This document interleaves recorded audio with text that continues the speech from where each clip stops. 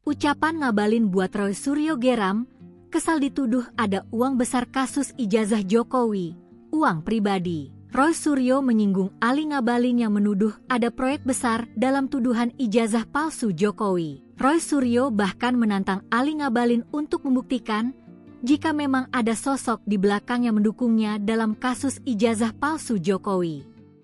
Roy Suryo lantas memastikan bahwa kasus yang selama ini dilakukan murni menggunakan uang pribadi. Dikutip dari Tribun Medan, sebelumnya, Ali Ngabalin menuding ada sosok yang berada di balik bergulirnya ijazah palsu tersebut.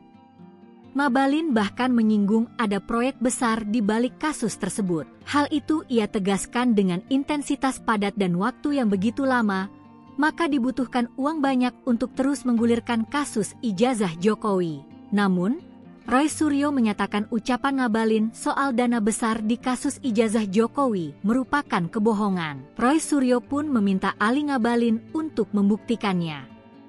Ia mengaku tak menerima imbalan apapun, malahan mengaku menggunakan uang pribadi dalam kasus ijazah Jokowi.